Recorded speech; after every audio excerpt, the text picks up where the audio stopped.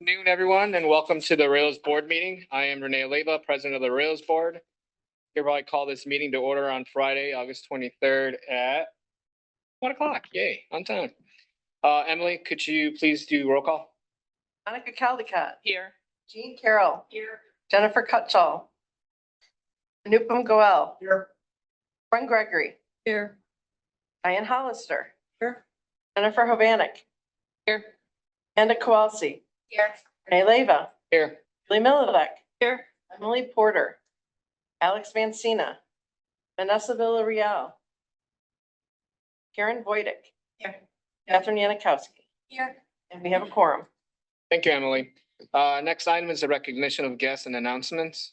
Let's start by recognizing the guests here at Burr Ridge. Monica Harris, Rails. Sharon Swanson, Rails. Joe Philippek, Rails. Emily Feister, Rails. Amy Hoff, Rails. And Boston Rails. Ann Slaughter, Rails. We have Rails. Emily, could you please read the names of the guests attending via Zoom? We have Jeanette Direcue from Rails on Zoom. And are there any other announcements at this time? All right, good. Thank you, Emily. And we will now move on to public comments. Emily, are there any public comments from those present in Burr Ridge or email, I think? No, sorry, Burr Ridge. This time. All right.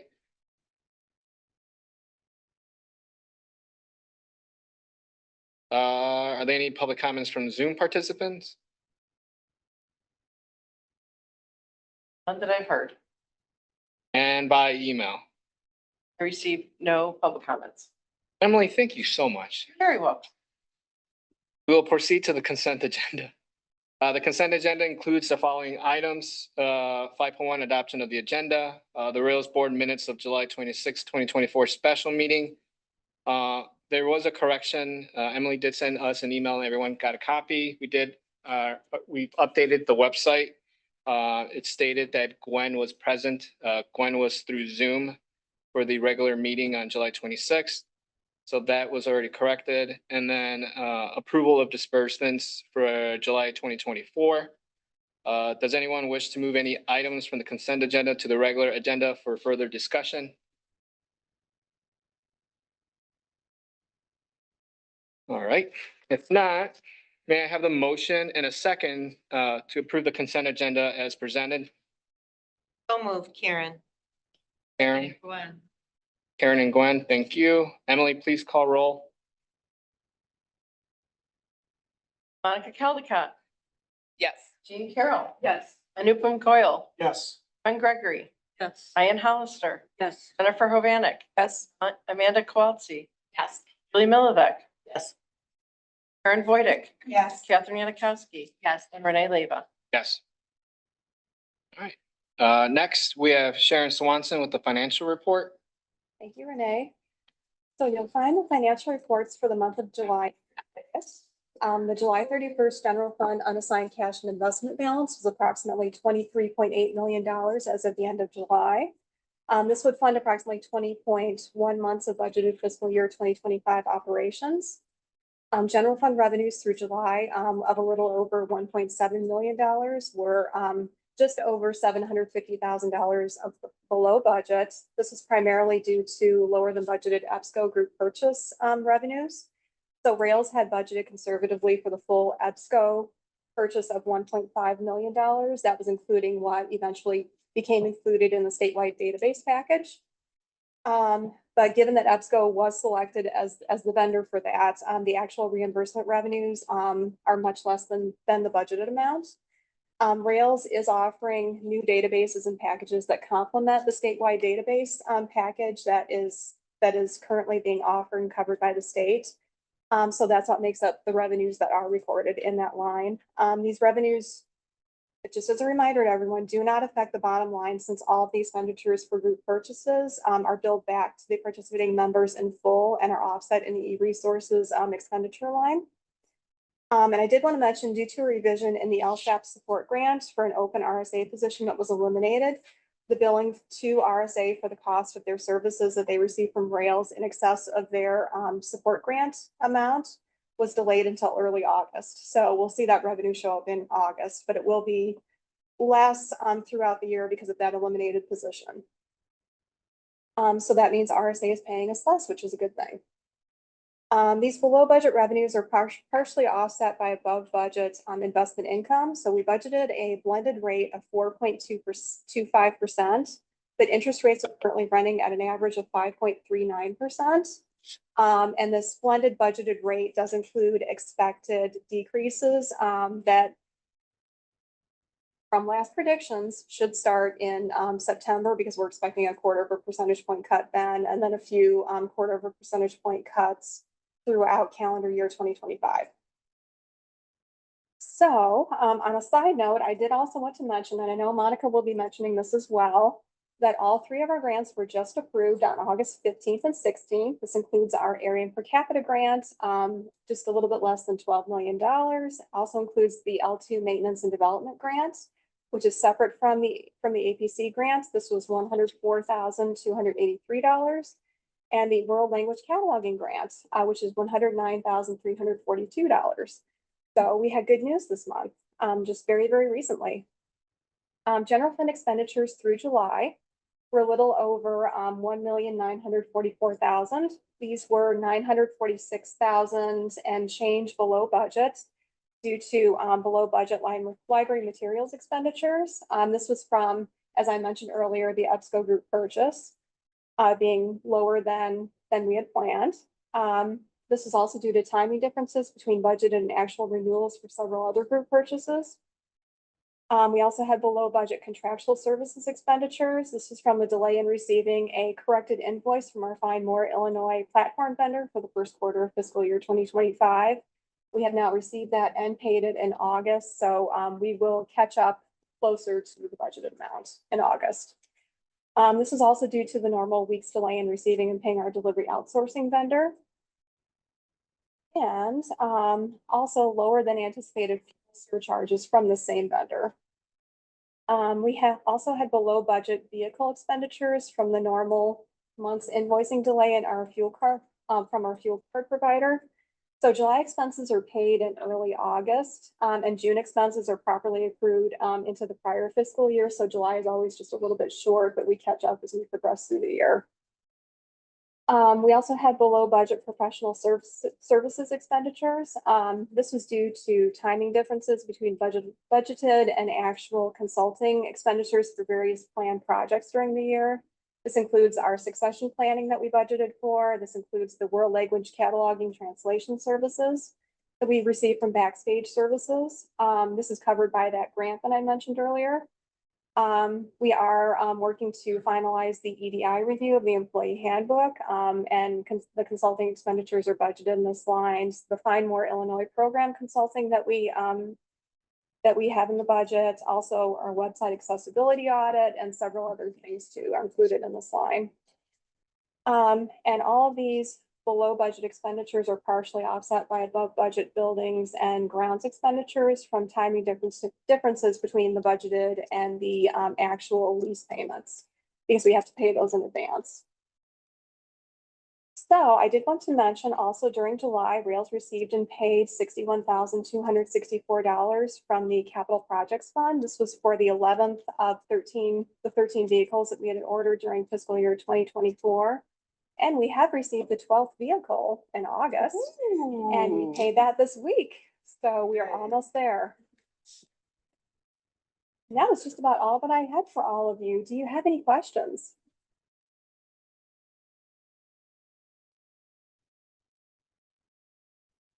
All right, thank you, Sharon, for the financial update. If there are no further comments or questions, we'll move on to reports. I have no report at this time. So your packet included the committee reports. Does anyone have any questions or comments regarding their contents? And also I sent an update to the committee with the schedules for the committee so far. The committees, some of them will meet and vote on the committee schedules, just so you know, some of them are tentative, and that's noted on that sheet. Thank you, Emily. All right, thank you. If there are no further comments or questions, We'll move on to the next item on the agenda, Rails reports. We have Monica with the Rails monthly reports. Monica, you have the floor. Thank you, Renee. Hello, everybody, and good afternoon. Just wanted to call your attention to a few things that were not in the written report before we get started with some of those. It's been a busy week, and as Sharon mentioned, we did receive notice that we received both the special grant funding and the APC funding. We did receive a letter from the Secretary of State, and I just wanted to share the last line in that letter that he sent to us, which says, "As state librarian, I have pledged my commitment to resource sharing among libraries to ensure effective and valuable service to the residents of Illinois. I am pleased that your annual application and plan of service reflect that same commitment." I want to extend our thanks to the Secretary of State for this funding, which is so important to making sure that libraries in Illinois are served. I also wanted to give you a little bit of an update because we met with some staff from the Heartland Library so that we could tell you a little bit more about what we had talked about with the potential joint board meeting. So as we mentioned last month, we have had a lot of trouble with getting quorum. So we are not able to have a joint board meeting this fall. Instead, we are going to pursue a smaller dinner that's going to be at ILA Annual. We are going to invite a small group from Rails just to make sure that our numbers roughly match up to the group that will be attending there at ILA. It'll be a purely social dinner that's just intended as a chance to get to know each other. No public business will be discussed. But we just wanted you to know that's sort of a first step in hopefully making some connections that will lead to a more formal board meeting later, hopefully next calendar year. So any questions about that before we move on? I also wanted to call your attention. I know many of you are already aware of the situation at Western Illinois University. So if you are not aware, according to an article in Inside Higher Ed, Western Illinois University is laying off all 9 of its library faculty. 8 of them are tenured or on a tenure track. We have been in touch with the librarians at Western Illinois University about this situation, but I want to be clear that this is extremely disappointing. It sends a bad message to faculty, to students, and the larger community. We know that Western was in a very difficult financial situation, but it is simply not advisable or sustainable to run a library without viable staffing. We have been in touch with our partners at Carly and with the Illinois Library Association about the situation, and I just want to be clear that I really appreciate the messages that you all have forwarded to me. We are continuing to discuss this, and it is really important that as a board and a staff that we speak as one voice about this situation. So I really appreciate the chances that you've given to let us do that.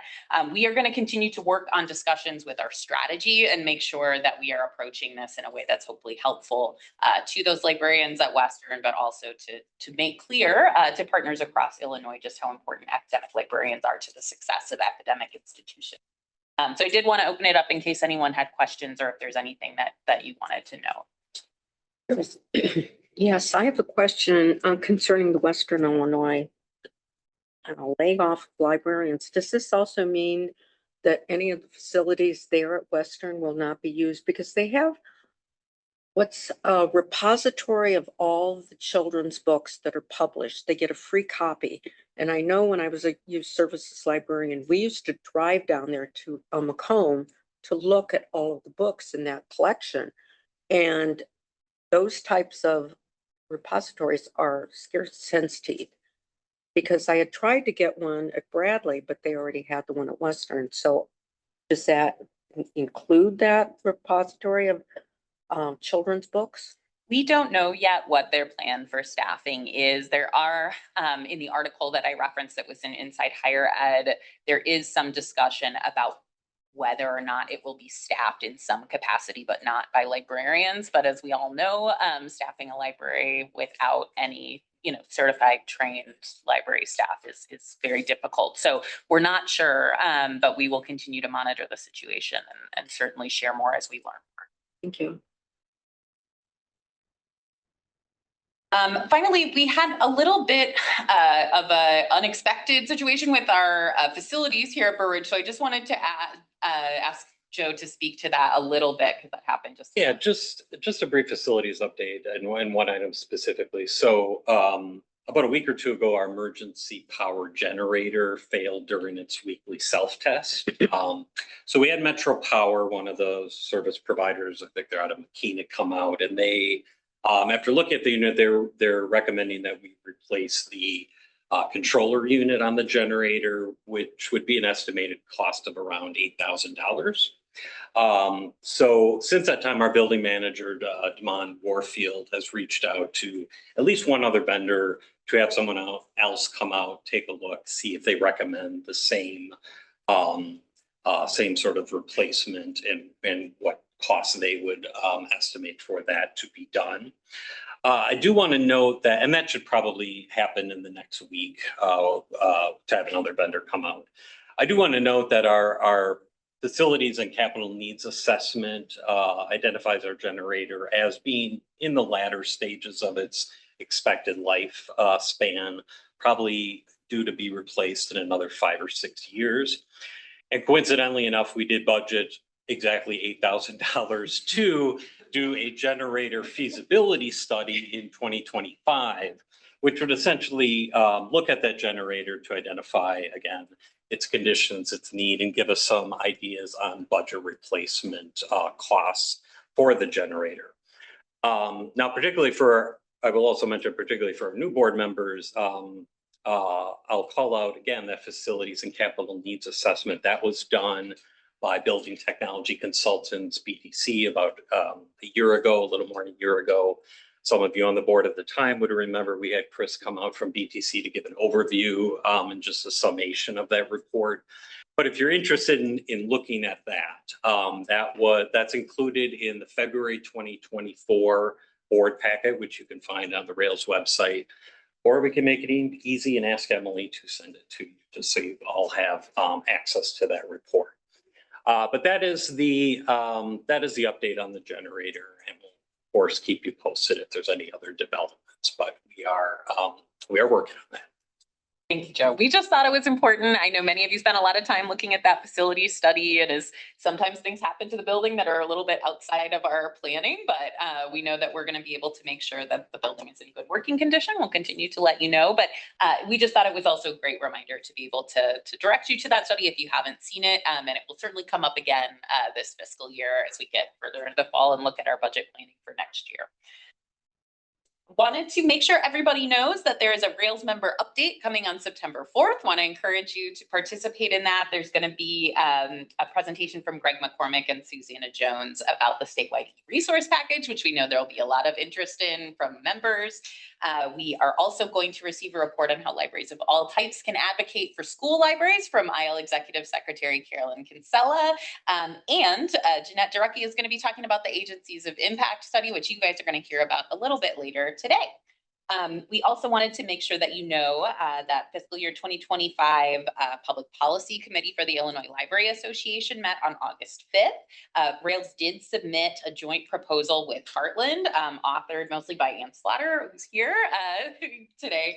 PBC did ask for that proposal to be combined with a very similar proposal that was received by the committee. And it is really about making sure that there's better access to the internet for libraries that would align them with some of the supports that are available for schools in the state of Illinois. We are looking forward to the next meeting, which is on Monday, to talk a little bit more about that process, but we're excited at what the possibilities could be there. I have also been fortunate to get to go on a lot of site visits this month. Thank you to those of you who have welcomed me into your libraries and had a chance to meet with some of you. I also had the opportunity with Renee to attend a visit to the Ryerson Library at the Art Institute and the ILA staff, which was really wonderful, and I really appreciated that opportunity as well. And I also just wanted to call out, if you haven't seen in the Rails social media yet, there is a really great piece from Jessica Silva, Ola Gronsky, and our own Monica Caldecott, highlighting some very demure and mindful activities. It was very thoughtful. It's really great, and we really appreciate it. It was great sport, part of some of that, Monica. So, you know, you have to try to keep the teenagers thinking that I have a little bit of coolness. We also have coming up the second annual Illinois School Library Workers Symposium on September 25th. We're really excited that this is returning for a second year. It was very well attended last year. Dan Bosterman's been very involved in that process, and the success of that process over the first year is what resulted in, as you learned, us being winning the Atkinson Award with our many partners that will be at ILA in October. So looking forward to the second one well. And finally, the Free People Read Freely Literacy, Inclusion, and Democracy event that Carly did at UIUC happened earlier this week. Joe represented us on Rails, and Jessica was there as well with a table. We were really happy to be a part of that event and have that participation as well. So that is what I have to share with you this month. Are there any questions about anything that appears in the Rails report or anything you'd like to call attention to or comment on? That's all I have. All right, thank you, Monica. Next, we'll hear from Ann Slaughter with the LSEP support overview and broadband activity report. Ann? Thank you, Renee. Everyone, I'm going to share my screen. Bear with me for a moment. Okay, so LSAP is one of our, sort of less sensical acronyms. It stands for Local Library System Automation Program, which is a term that's unique to Illinois, and it's defined in the Library System, the Administrative Rules for the Library System Act, which is, in library terms, it's a consortium of libraries, consortia would be the plural, or network, as it's sometimes referred to in other states, but essentially it's a group of libraries that share catalog software in order to share their collections with each other. And, more formally, we have 6 of them in the Rails service area, and each one of them is an independent intergovernmental organization. They are all governed by representative boards, and we at Rails provide grant support to them that support membership growth as well as partially offsetting the cost of their operations. We do have a board-approved LSAP definition that expands on the language in the administrative code that you can see on the slide. It doesn't change anything about it, but there's a link to it in the slides if you wanted to go and read that.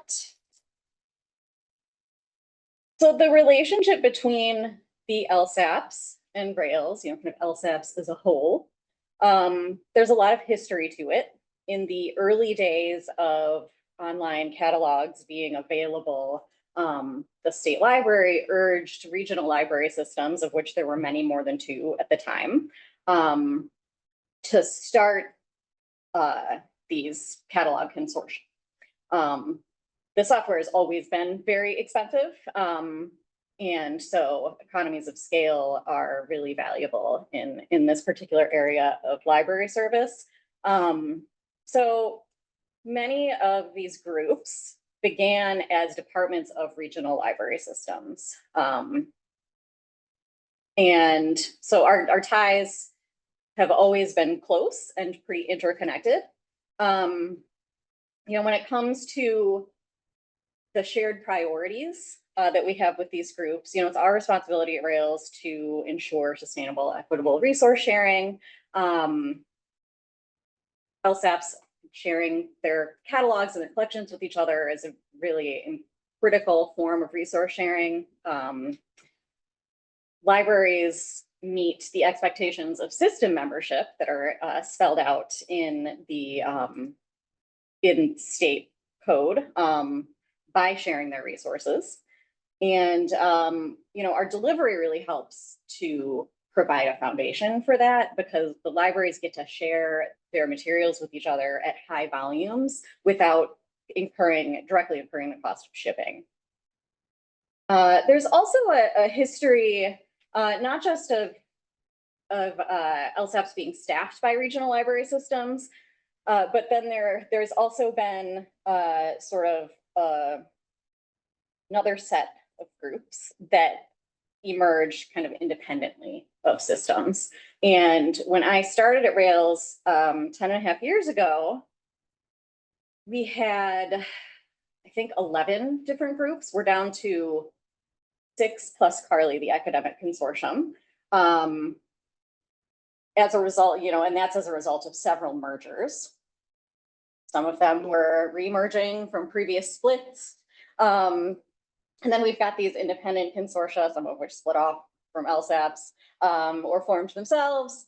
And one of the things that the board expanded version of the LSAP definition that is Rails board approved kind of paved the way for us to do away with that division between LSAPs and independent consortia and be able to support all of them, because for a while that was the distinction, is that the independent consortia didn't receive system support, which was pretty inequitable, and we have remedied that so or so. So I've mentioned the library laws and rules a couple times. Our mission statement connects directly back to that. Encouraging the sharing of library resources. We define resource sharing very broadly here at Rails, as you know, but the sharing of materials is it's foundational. The Library System Act defines ILLINET, which is sort of it's just the makeup of all regional library system members. And the LSAPs is one of the ways that ILLINET kind of comes into being. And then it's our job as a system, as I mentioned, and it is spelled out here that we're responsible for encouraging LSAP participation among our member libraries and addressing as best as we can any barriers to participation. And then we're also backed up by our strategic plan here with our support to these organizations. Goal 1, Objective 4 is where these activities fit, in a broad sense. So we also have the Consortia Committee as one of the board committees, which is the governance, the relationship between the LSAPs and the Rails board governance. We typically have the charge spells out that we have representatives from each of the Rails consortia as voting members. We have alternates for that committee as well. And the way that it tends to shake out is that we will have one staff representative from each of the LSAPs and then also a board representative. That's not something that's specifically spelled out in the charge, but that tends to be kind of how the LSAPs themselves determine their representatives. And so it's just a way to kind of bring all of those groups together. They're very important partners for our organization. We share members, we share priorities, and a lot of collaborative projects and relationships across all of these organizations. So the Consortia Committee is one of the key ways that you yourselves will see that. Okay, so as groups that share catalog software, that is, if you are not familiar with the term automation, that's one of those sort of older terms that refers to library catalog software, the use of library catalog software, as opposed to library card catalogs. The card catalogs are automated into digital format. And this is the state of automation among all of our member libraries. So this consortium members is all of the Rails member, that first line is all the Rails members that are in an LSAP or in the CARLI, the Consortium of Academic and Research Libraries in Illinois consortium iShare, which is a statewide group. They're not an LSAP, they're supported differently through the University of Illinois system. But their members, we've got about 62, 63 Rails members who are in iShare. So they're all counted in these consortium counts. So it's 37% of total Rails members are in one of these consortia, but you can see that that's overwhelmingly public. Standalone catalogs, those are libraries that maintain their own catalog software. They're not sharing their that software with another agency. So you can see the breakdown there. I do want to point out, though, that for the schools, the K through 12 schools, 63% of those standalone libraries are sharing like a district level implementation to some degree. So, you know, they're sharing within their school districts. And then we still have non-automated libraries. There are, you know, as you can see, not a huge number, but a surprisingly large number of libraries in Rails that don't have any kind of catalog software or using card catalogs. So we work on getting them automated as well. All right, so what do these groups do? Their core services, as I've mentioned, is this shared ILS software. That is their primary value. This software is very expensive, and it's also labor intensive to manage. So that is shared amongst all of the members, and you know, these LSAPs themselves, some of them are staffed, some of them aren't, and are just sort of operated by like library directors that shepherd that for their groups. So that shared management is a huge service, and that also gives these libraries, you know, as a group, a higher level of negotiating and buying power than they would as individuals with the vendors. And then the shared collections that the software facilitates, all of the members in these groups share most of their materials with each other. And then of course they're sharing outside of these groups as well. From there, some of the groups have additional services that include centralized cataloging, training for their members, consulting services. Some of them have additional software products that are connected to their ILSs and have user group opportunities for members to connect with each other. But all of those services vary incredibly widely depending on the size of the groups. The needs of their libraries, you know, kind of their demographic makeups are all very different, as you'll see in the next couple slides. Very different revenue profiles, staffing levels, but you know, another kind of baseline of each one of them is that each of their libraries pays annual participation fees. So, you know, Rails support is not their only form of revenue. We're generally, you know, much less than half. And all those fees are determined. Everyone's got some form of fee formula, and they are all over the map in terms of their methodology and the criteria that they use.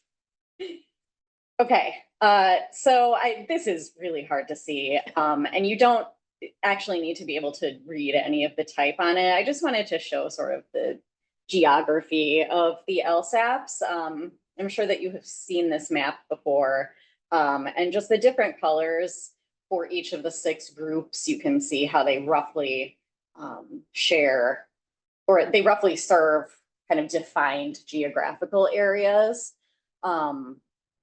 But that things get a little interconnected when you reach like the collar counties. RSA and Prairie Cat have these huge areas that are heavily rural. And then the Rock River Library Consortium is just clustered around the Sterling area, sort of that darker brown dot in the middle of all of Prairie Cat's blue. And then, you know, we have Swan, CCS, Pinnacle, and who am I missing? Or maybe I didn't mention it. No, I did shoot everybody. You did. It's really all in the suburbs. Okay, so this is all of them. It's, you know, it's not like I just learned all of these groups' names. So that's the 6 of them. Rock River Library Consortium, you can see they're small. They don't have their own website, but all the rest of these links go to the group's individual websites that you can check out. You can see that their total membership ranges from 6 to 140 library agencies, you know, which just by itself makes them extremely different from each other. But that is their breakdown, again, heavily public. Rock River has the distinction of being the LSAP that serves mostly schools. They've got a really uniquely great solution for their the libraries in their area. Very small budget. So how do we support these groups? We have two grant programs. Like I mentioned earlier, we support their operations and we also support their membership growth. This is another area where there's a lot of history, kind of like I alluded to with the LSAP versus independent distinctions. There have been a lot of change in the consortial landscape. We've worked to resolve these kind of structural inequities with ELSA, system support to LSAPs. And then it's also really important to us to make sure that these groups can continue no matter what's happening with, the state budget. As I think you all know, like there have been financial crises that have very negatively impacted library systems in our history. And we don't want the LSAT, it's important to us to support them. It's a part of our mission to support them, but they need to continue providing their critical member services if somehow the library system services need to be drastically changed based on funding. But, we do currently, and for the last, for all of Rail's existence, support the LSAPs with this operational support that is now called the LSAP Support Grant. There's been an evolution throughout Rail's existence, but this LSAP Support Grant has been the format that we've used since about 2018, 2017. We allocate about $2.25 million of Rail's funds to the 6 groups. We use a formula to allocate that funding based on size, certain demographic factors, and some equity-based factors.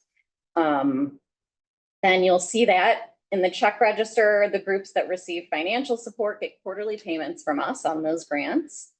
We also provide some services to a couple of these groups. For the services that we provide them, we calculate our estimated costs and deduct those costs from their allocation. So if there's an amount of their allocation left over after we take out the cost of the services, they get the rest of that in a check, or they make us a payment to offset, a negative differential there. So Prairie Cat and Swan both receive more minimal services at this point. We do, and RSA receives more, which, it's all kind of its own story. But RSA is the only LSAP that is still staffed by Rails. But they are on a multi-year track towards greater operational independence from Rails, which they reached a huge milestone on that last July 1 when they converted from a not-for-profit to an intergovernmental instrumentality, which was an important step in a lot of ways, but also in employing their own staff, which we are looking at them making that change in about another year, and we'll be working with them through that. There's plenty of updates from it. Joe's the point person on that aspect of our work with RSA. There are no restrictions on the use of the funds that we provide through this LSAP support grant. If they're getting a lump sum or these quarterly payments from us, they just need to demonstrate to us that, the way that they're using it is benefiting the group, the consortium operations, member libraries, and then helping their financial sustainability. The timing of this grant program is interesting. The LSAPs, as independent organizations, all have budget development processes that extend much longer throughout the fiscal year than ours does. So our timing for this grant process is designed to align with giving the LSAPs a good idea of the funding that they're going to receive from us by the time they have their first wave of budget drafts going to their own boards, which starts in late October. So we announce their awards in October. The groups received their applications from me last month in July, and they're due in mid-September. So then we go through our review process, determine their allocations, and then announce the awards in October. We do, of course, condition these awards on the availability of funding because we're doing this ahead of our own budget process. The Railcar Data Project is one aspect of the LSAP support grant that we've kind of built in. In order to run the funding formula, we collect data about each LSAP. And we have expanded the data collection to be able to analyze more broadly the work that they're doing, try and quantify the value. It's very difficult to do kind of apples to apples comparisons across these groups because they're so different from each other. But we're always looking for ways to kind of assess the value and to support libraries who are interested in joining LSAPs in making their own assessments of what they can afford, how sustainable the membership would be for them in the long term. So the Railcar project is helping to support these kind of analytical activities for our libraries, and then it's also going to be beneficial to us and the LSAP organizations internally. This current application cycle is the second year of data collection on that. So we need some more time on this to be able to identify patterns, but there is a dashboard that Grant already has out there in the world, and I can add a link to that before I share this. The other grant is the catalog membership grant. That generally goes directly to members. It offsets many of the one-time expenses that are required to join an LSAP. It's pretty expensive. It's the primary barrier to membership. Doing a migration process or a retrospective conversion process, which is converting card catalogs to MARC records, are pretty expensive. Consulting costs, staff time, all of those things are covered by the grant, as well as any technology equipment that is required for them to be able to go live. And that could include computers or network equipment as needed. So the libraries primarily work directly with the LSAP staff on these projects to get the information that they need for the application, make the project plan. But we also provide guidance throughout the process. I'm available to, libraries that are interested, that need help with the application. There's a lot of direct support from Rails staff as well. And then the application is a pretty hefty document primarily because it also provides a good deal of enhanced guidance to libraries that are not automated or are under automated. They're using software that's like not fully featured to kind of understand this entire new area of library service. If they don't have an ILS, they're not a member of a consortium, it's an entirely new set of responsibilities and costs and things that are really important to be able to plan for sustainability. So we provide guidance there. The amount that we budget for these grants fluctuates pretty significantly because we base the budget for each year on the information we collect from the LSAPs about libraries they are aware of actively considering membership or somewhere in the process, and get some ballpark estimates from them on project costs. And then we try and budget as generously as we can once we have that number. This program has been in existence since 2015, fiscal 2015. But it's mirrored on, this has been something the systems and state library have been doing for a lot longer than the last 9 years. But this grant program as it exists now has made 77 total awards since fiscal 15, totaling just almost exactly $2 billion. That's been to 74 individual libraries and then 3 group migrations, some of those LSAP mergers that I alluded to earlier. We have 2 deadlines in this fiscal year. The first one is November 1st. And then the next one's April 15th, despite my misordering them slide. Okay, so before I move on to broadband, are there any questions about LSAPs? I just want to make a comment about the one grant name, very clever, Railcar. I do think that Rails is maybe underselling the opportunity for wordplay on our name.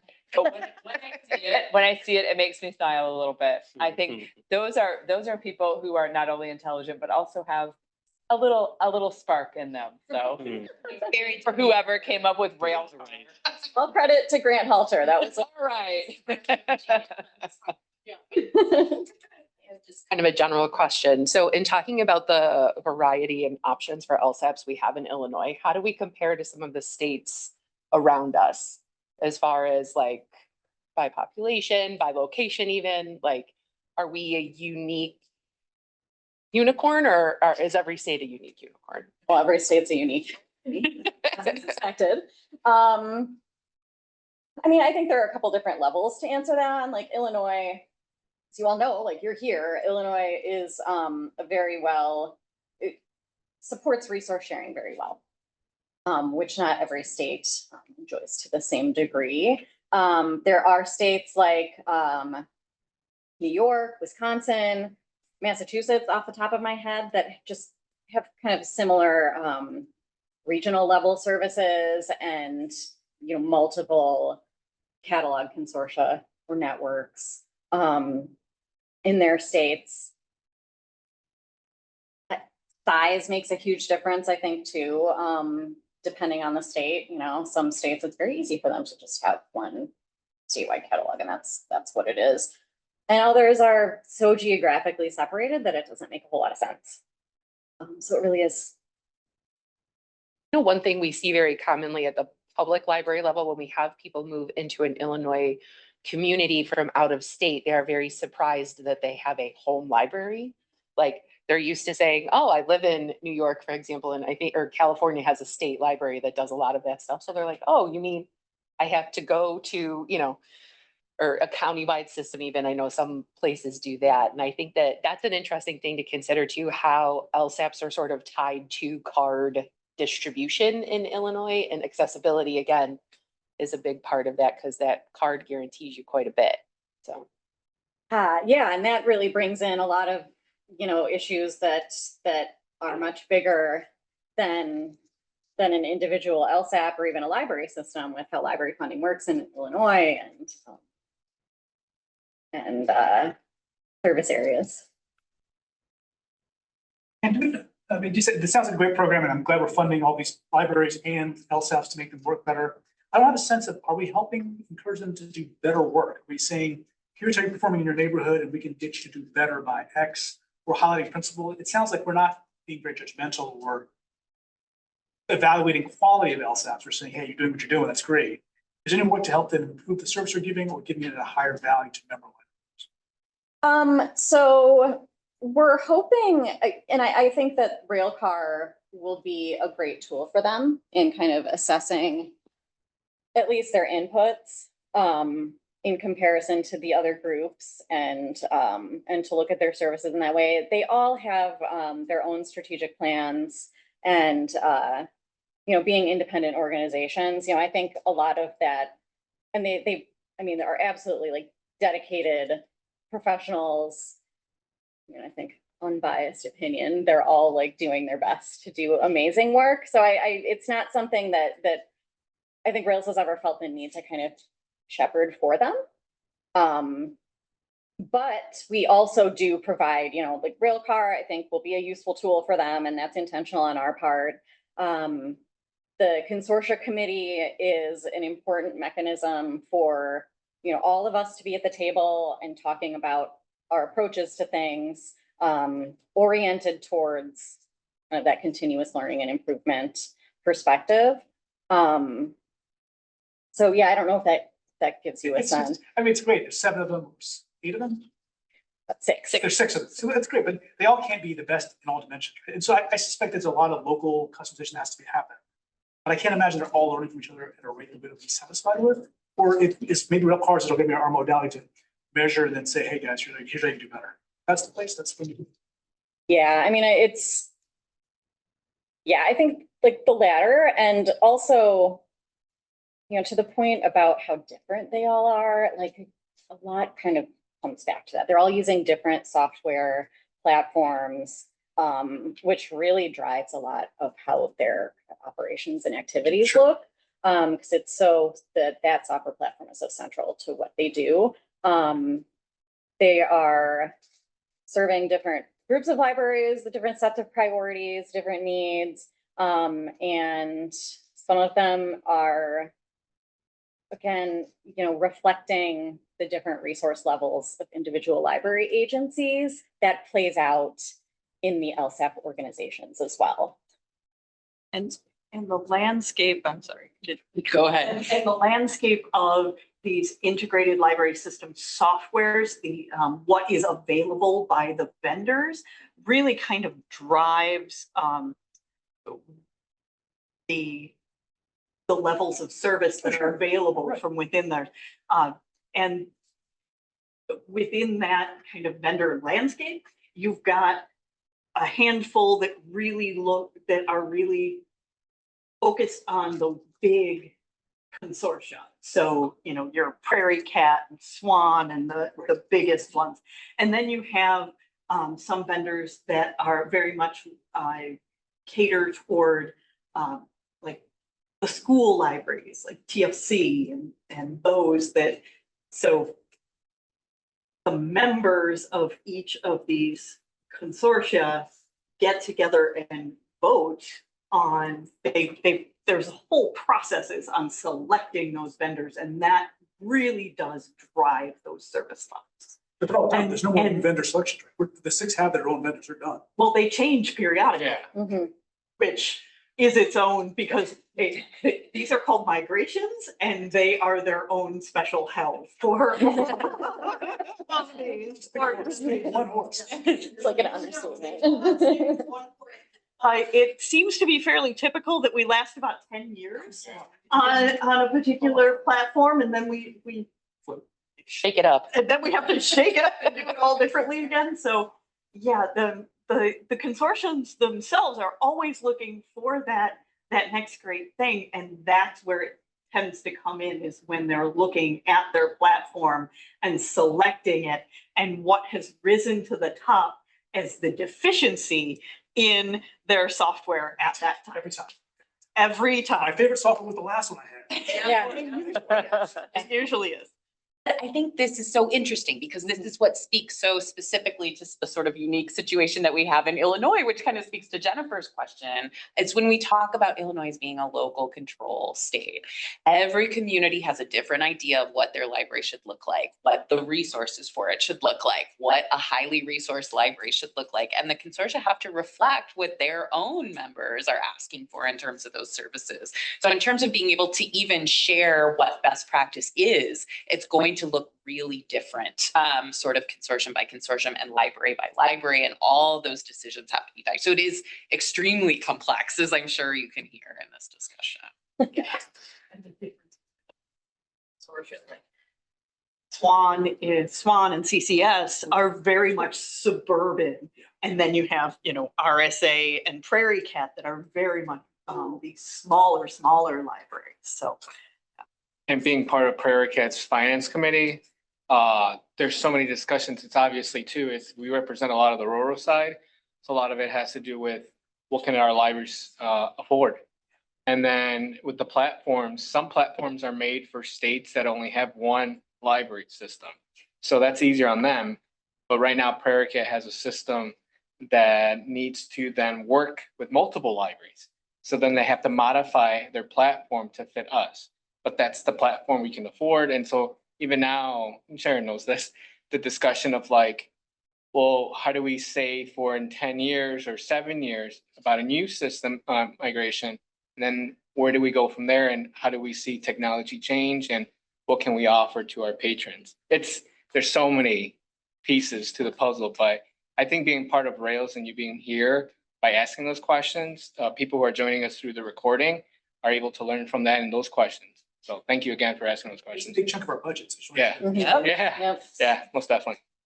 We haven't even gotten into the industry-wide story of the software vendors. Yeah. Fairly small, pretty monopolized market, a lot of, there are very few options. It's, They keep buying each other out. yeah, That's also across library technologies, not just LSAT. yeah. So if you know people that are app developers, tell them to look at what libraries need. Or service developers.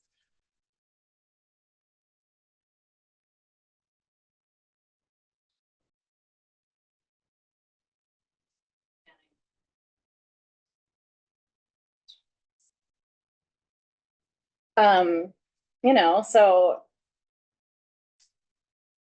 changing gears a little bit. Internet broadband connections are super important for libraries who are in LSAPs. They connect to that software and to each other over the internet. The software vendors aren't always, they're not necessarily designing for slow internet connections that drop packets and lose their connection to the ILS. Creates a lot of technical issues for too many of the libraries that we have in Illinois that don't have access to high-speed broadband that meets their needs affordably. And they also need computer equipment to be able to offer these services. And, services going far beyond their catalog. But one of the libraries that we gave a catalog membership grant to last year, the last time they had purchased computers was 2008. So then they have a $45,000 annual operating budget. So that's just kind of the reality of. All they had was just the Pong computer. First iPhone came out in It was a whole 2007. different world, yeah. So, those are just a couple of the ways that the issue of, broadband access and availability and digital skills touches libraries. So I'm going to fill you in on what's happening right now in the country, in the state with broadband and digital equity, as well as what we're doing in Rails. So I'll start with these two programs, Connect Illinois and Internet for All. So Connect Illinois is a state program that was in legislation that was passed in 2019 that established the Illinois Office of Broadband and funded a kind of suite of grant programs that were intended to expand broadband networks, actually like lay fiber to reach residents that are unserved or underserved by internet currently that don't have high-speed broadband. And the definition of high speed varies depending on whether you're asking like the FCC or consumer broadband office, but we're looking at like 1 gig speeds as being adequate for a resident. And so the Connect Illinois program is laying fiber, but it also has funded some digital equity activities, which are aimed at, there are a bunch of different terms for it, like broadband adoption. So the adoption side of it, like, you have a connection that comes to your house, right? And it's fast. And you can afford it. So like, great, like 2 jobs done, but then you actually need like skills and equipment to be able to effectively use that connection to, participate in society in all of the various ways. Telehealth, education, civic engagement. So that's like sort of, an extremely quick definition of like what we look at when we think about digital equity or digital inclusion. Those are the activities of, digital skill development, device distribution. So Connect Illinois is the state program that funded all that. It also established the Broadband Advisory Council, which is like a public advisory body within the Illinois Office of Broadband, which is part of the Department of Commerce and Economic Opportunity in the governor's office. And it's a 25-member body with appointments from, kind of across the legislature, the internet service provider landscape, as well as special interest groups, including libraries. And so I was appointed by, or recommended for appointment by the Illinois Library Association to that seat. And so I've been on the Broadband Advisory Council since it was formed in 2019. That's sort of what brought me and us into this this stream kind of directly, although again, like library systems have been involved in precursors to this program, like BTOP, if anyone remembers. That was sort of a previous broadband expansion effort. And then Internet for All is the federal program. And Internet for All is the umbrella term for a whole group of federal programs that that Connect Illinois kind of deliberately mirrored. So there's the BEAD program, the Broadband Equity and Deployment Program, that is building out fiber. And then the Digital Equity Act, which is funding digital equity activities. And the NTIA, National Technology and Information Administration, is administering all of this. The Illinois Office of Broadband is receiving it and then subgranting those funds out. All of that is happening right now. There are developments like literally every week. The BEAD funding is coming first within the next couple months, and then the Digital Equity Act funding is following closely behind. So we are doing more and more with it all the time. So when it comes to broadband expansion, we look at it from the perspective of, we want libraries, which are community anchor institutions, to have access to affordable internet at speeds that meet their needs, and the ability to connect securely throughout their facilities, which plays out in various ways. Having a Wi-Fi network, having separate staff and public networks, having enough computers for staff and the public to use, maybe renting hotspots, all of the things that set their kind of baseline. So one of the things that we're concerned about in terms of the BEAD funding is the limitations when it comes to community anchor institutions. They are prioritized third by the BEAD program, or the guidelines of the BEAD program. It's unserved residents, underserved residents, and community anchor institutions. Those can be supported concurrently by projects. Doesn't have to be consecutive. So, libraries can be included in projects that an internet service provider gets funded to lay fiber in a library's community. The library can be supported, but we also know that there's not likely to be enough money of the $1.04 billion coming to the state through the BEAD program to necessarily connect all of the community anchor institutions that don't have adequate broadband.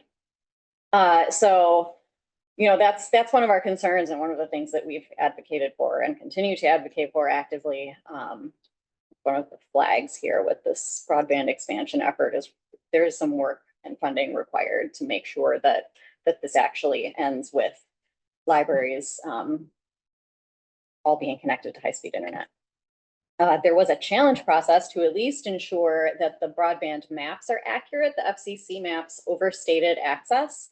And so the Secretary of State's office actually did a wonderful amount of work to make sure that library speeds were represented accurately on the map that the state will be using to determine what projects get funded. So we've got a pretty accurate picture at this point. The maps aren't publicly available, but they probably will be next month. And, so we know where libraries are that don't have this access, and we will be learning, now as we go along, which ones are more in danger of not being funded, so we can really target them with our efforts for advocacy or towards advocacy. And then, but it's not just about connectivity. Affordability is the next issue. Internet is not considered a public utility. And there isn't often a lot of provider competition, especially in some of these rural areas. And there are plenty of libraries that don't have access to connections that they consider to be affordable. Well, that is also a priority of these federal programs and the state programs. So we hope that there will be some improvement on that. Okay, and then the digital equity side of things. You know, in digital equity, I think is really where like the day-to-day library services show up. So our ideal is that, you know, in all of this work that's happening at the state and federal levels, that libraries, digital equity work that libraries have always been doing, are leveraged, that libraries benefit from this grant funding through capacity building, you know, programs and efforts that help them meet the needs of their communities to develop digital skills. Because, you know, there's like this tide rising now, you know, more and more people will have devices, will be supported by these federal programs, will need library support. Libraries also mirror the communities that they're in because of the way libraries are funded. So the communities where residences are affected by redlining, either physical real estate or digital redlining, other structural issues of inequity, you know, the libraries are often, you know, also under-resourced. So, you know, we want to make sure that libraries can benefit from that so that they can be increasingly better equipped to deliver their critical services. So the state will be doing some sub-grants of the funding they'll be getting from the federal government. That's expected to be about $25 million, and a formal announcement of that is expected in the next month or two. Everything is soon. That's the official answer. Will K-12 be for the sub-grants be able to apply? Yes, I believe they're one of the eligible grantees. There are some caveats with qualifications, but yeah, I'm pretty sure. Yes. Yeah, and so libraries will be eligible for those grants as well. And, you know, we're hoping to see some of this money flowing to libraries. So we're working on a lot of things. We formed a little coalition of like statewide library serving organizations with the Illinois Heartland Library System, as well as Carly, to put together a unified voice from the statewide perspective, which we found to be really important when we put out open letters in response to the plans that the states had to produce and put out for public comment, and to be thinking ahead to when these grant programs are formally announced. You know, can we maybe partner on a grant program with them to help bring some of this money in to our organization so that we can help libraries with it. So we've done a lot of work with that group, and it continues really, really strong relationships and a great, you know, that unified voice has been really critical in this effort, and is just like a great, you know, it's a great example of how our organizations can work together just at a baseline. We also have all of these relationships with broadband stakeholders outside of libraries, you know, the Illinois Office of Broadband. I've been on the Broadband Advisory Council, like I said, since 2019. During that time, it has been chaired by the director of the Office of Broadband, which they have understandably decided is maybe not something they want to continue being the case. And so they asked me to chair the Broadband Advisory Council. That is sort of official. It's on their website, but there hasn't been a formal announcement yet, so there will be soon. Oh, goodness gracious.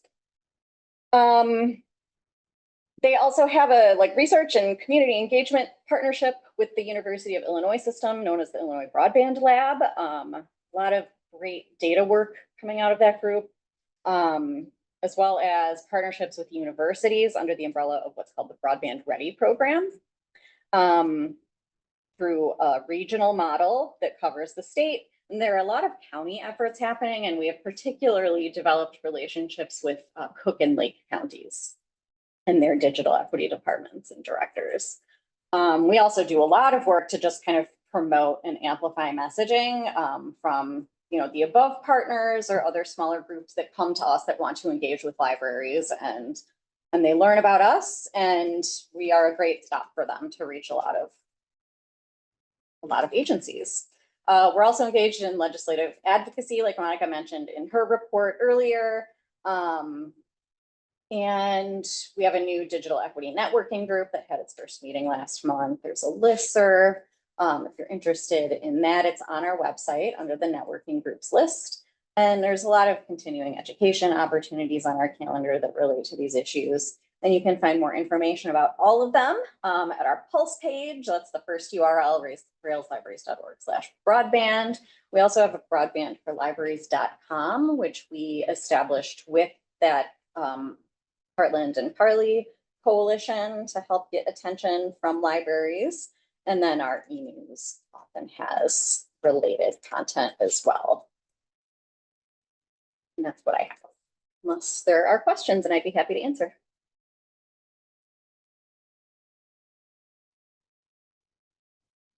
All right, thank you, Anne. Obviously, there's a lot of work. And so any improvements and success will help Illinois libraries in the communities they serve, and we'll be handing out a pop quiz for all the new board members at the end of this board meeting. Again, thank you, Anne. Greatly appreciate it.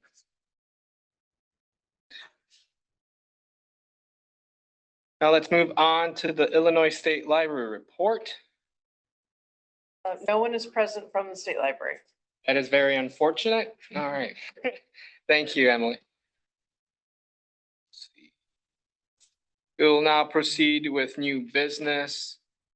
We have Monica with the OMN FOIA report for fiscal year 2024.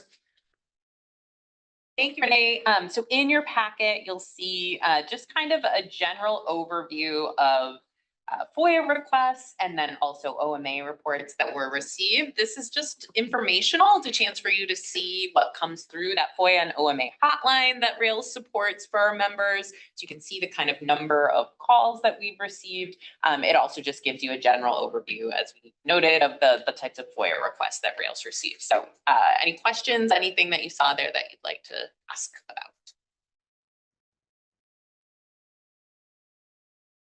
We will give you another one of these next year. It's really just intended as an opportunity for you to see what Rails receives. Sorry. It says for 2024, August 1st through May. Is that August of 2023 through May? That is August 1st of 2023 through May 2024. So we receive an update generally from Ansel Glink, who mans that hotline. So the last time that we had updated the board was that August 1st, 2023 number. And then what you see here is what had been received through May. We actually just received today a new update from Ansel Glink of that number. So we'll be updating our own counts soon, and we'll certainly include those in the next one. But that's why that goes through May. All right, thank you, Monica. If there are no further comments or questions, we'll move on to the next item of the agenda, the Rails 6-month investment portfolio review for fiscal year 2024. Sharon, you have the floor. Thank you, Renee. So I will start off this presentation. It's going to be two parts. First, we have the portfolio review, and then we have a short presentation from our senior client relationship officer with PMA, Courtney Sosby, who is online right now. I would just ask that because some of your questions from my part of the presentation may be answered by Courtney, that questions are held to the end. So we're doing this portfolio review as a part of and to be in compliance with the Rails fiscal accountability policy, which requires that the Rails board review the investment portfolio twice a year to assess its effectiveness in meeting Rails's needs for safety, liquidity, rate of return, diversification of investments, and general performance. So the list of investments and deposits as of July 31st is in your financial report packet. So we will be reviewing that. The majority of Rails's funds are held in liquid accounts with Pinsdale Bank and Trust. These include the Rails checking account and the money market account that holds the bulk of the funds. The checking account is kept at a minimal balance with the bulk of the funds held in that money market account. It's currently earning 5.59%, which is riding with the market rate right now. The bulk of the funds have been kept liquid due to various reasons, but most recently, this is due to planned vehicle purchases, as well as several other facility maintenance items that are upcoming, as was mentioned by Joe earlier in the meeting with that facilities assessment. These accounts are secured with a combination of both FDIC insurance coverage that is achieved by splitting balances between the now 15 banks within Wintrust network. They just acquired another bank. I just got the letter the other day that allows them to extend the coverage another $250,000. The remainder above and beyond the total amount that is covered by FDIC insurance is covered by mortgage-backed collateral that's held by a third party in Rails's name. And I receive monthly reports of the level of coverage as well as the amount to be insured. And I ensure that those levels are met and that we're appropriately covered. The remainder of the liquid portion of Rails's funds are held in money market accounts with the Illinois funds and in an ISC account with PMA, which are both local government investment pools. Illinois funds is collateralized by repurchase agreements at 102%. And the PMA account is collateralized by spreading balances between banks within their IntraFi network deposits program because they're a participant in that. So they stay below the balances in all of those banks stay below the FDIC insurance limits. The Illinois funds is currently earning 5.405%. The PMA account is currently earning 5.175%. And Rails's current investments, separate from these accounts, consist of 17 CDs, as well as a small number of U.S. Treasury bonds that Rails was bequeathed by a former Alliance Library System staff member who passed away several years ago. Both types of investments are fully backed or insured by the U.S. government or FDIC insurance. Rails's investments have a total face value of a little over $4 million. The current market value of these CDs are 15.3% of Rails's total cash and investment balance. And to take advantage of the current peak in interest rates that we're experiencing, we locked in, the last time we had a round of maturities, we locked in the next round of investments for a longer period of time. So all of our current investments are maturing from between 2 and 3 years from now. And we've worked with PMA over the years to invest in CDs and notes. And at this time, I would like to introduce Courtney Sosby, our Senior Relationship Officer with PMA, who will talk briefly about PMA, as well as the products and services that they offer. And then we'll open the floor for any questions. All right. Well, thank you so much, Sharon. Can everyone hear me?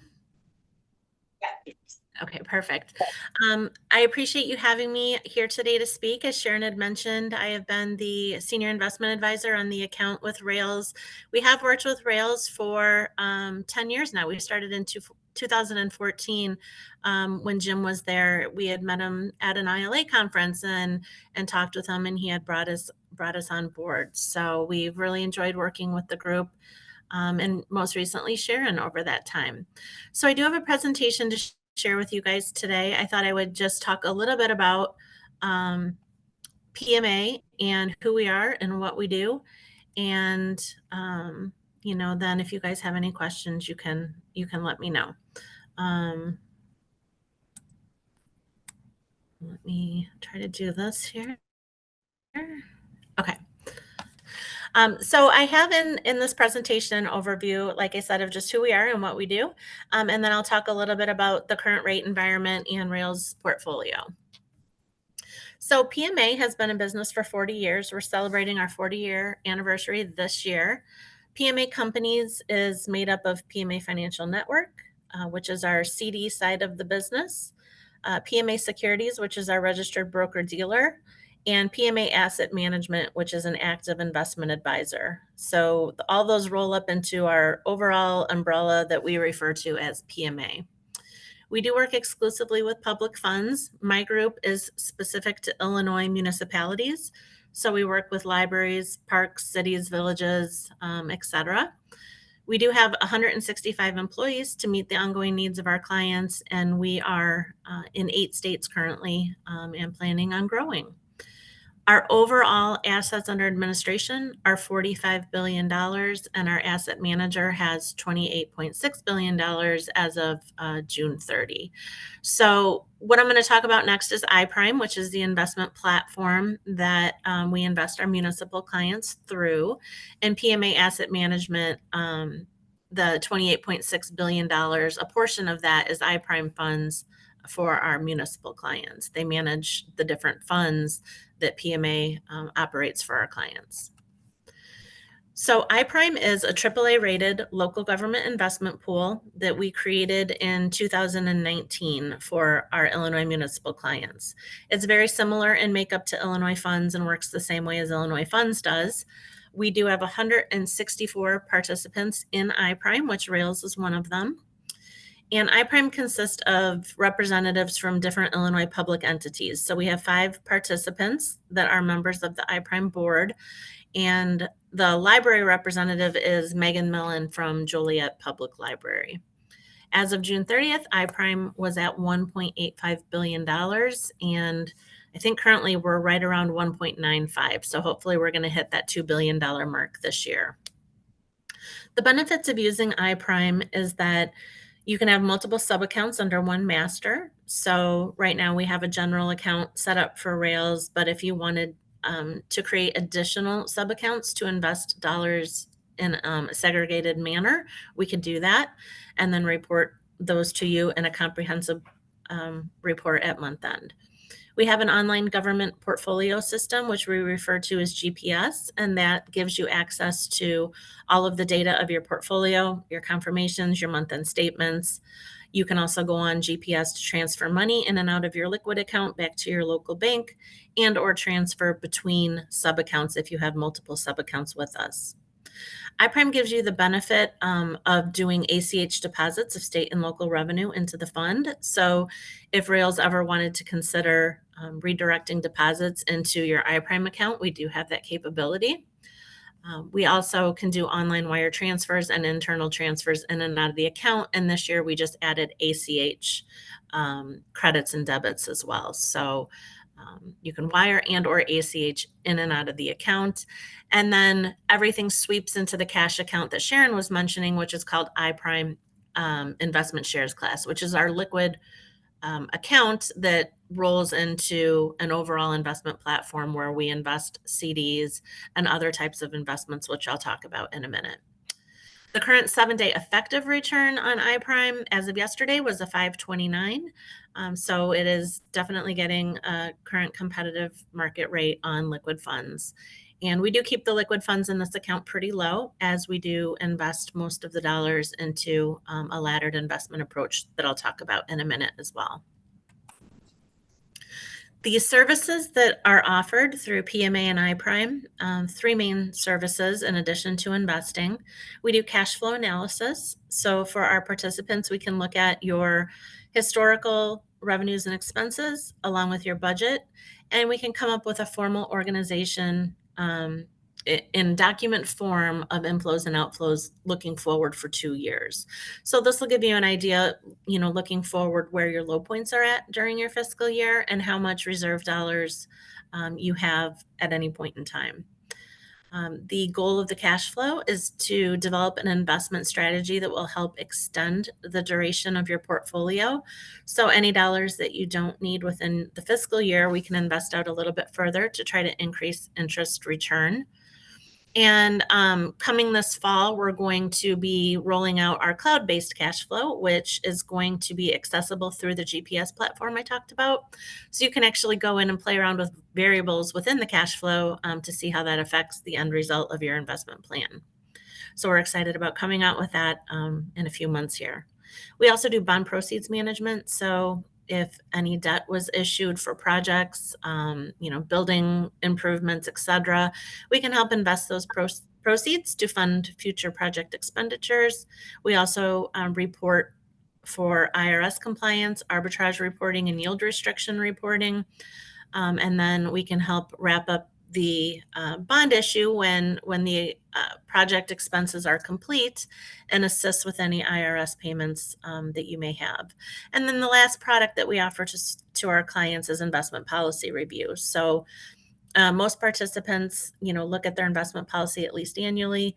We can help review your existing policy, give suggestions for updates and improvements, and or help keep it in compliance, as there's always new things being added each year to where you would want to update your policy to reflect those. iPrime overview, wait, am I going backwards? Yes. Oh, so PMA and iPrime investment products. So we just talked about the services. The products that we offer are our fixed term investment products. We are a full service broker dealer, which means that we can offer you government treasury, government agency, and municipal securities. Where we've been investing for the most part with Rails is in the middle section there, certificates of deposit. So we have a very wide network of bank relationships that we work with, over 1,000 across the United States. So we work directly with those banks to direct place CDs. We also work with the IntraFi network, which is also referred to as CDARS. So we can place CDARS deposits for Rails, as well as collateralized deposits. So any dollar amount over 250,000, we can invest in a single CD and collateralize that CD. Other types of investments we offer, the liquid option, of course, which is that investment shares class that has a stable net asset value, which means that a dollar in is a dollar out plus interest. We also have another fund called iPrime LTD, which we have not invested Rails in, but that's a liquid account that has a midterm duration. It has a 1 to 2 year average duration on it, and it has a floating net asset value. So the market value of that fund does change, and you could be in a position where you would book either gains or losses at the end of each month. And then finally, our newest product is Term Series. Term Series works a lot like a CD. It has a defined maturity date, and it's backed by collateral letters of credit through the Federal Home Loan Bank or with funding agreements through insurance companies. So that's a new product that's offering a rate of return that sometimes is a little bit better than CDs. And we issue term product a few times a month to participants of the iPrime Fund. This page, I just wanted to go over what our fee schedule looks like. So all of our fees are taken as broker-dealer fees, which just means that we do not charge you a monthly management fee on the assets in your portfolio. Rather, you are charged a fee every time we place an investment for you.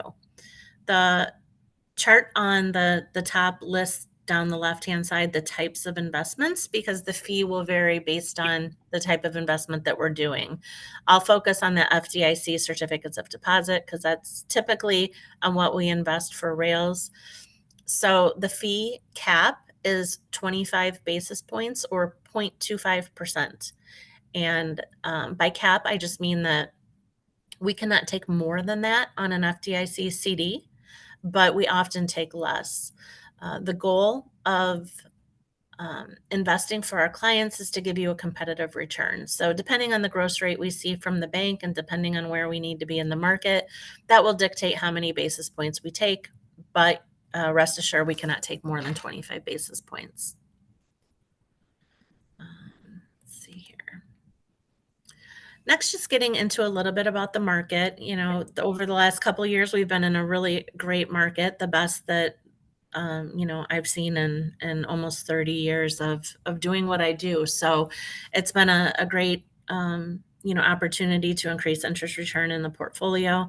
And, looking forward, it's a good time also to, know what your plan is and have a good plan in place so that when rates do start to come down, you could still take advantage of, the best rates out on the yield curve that you can.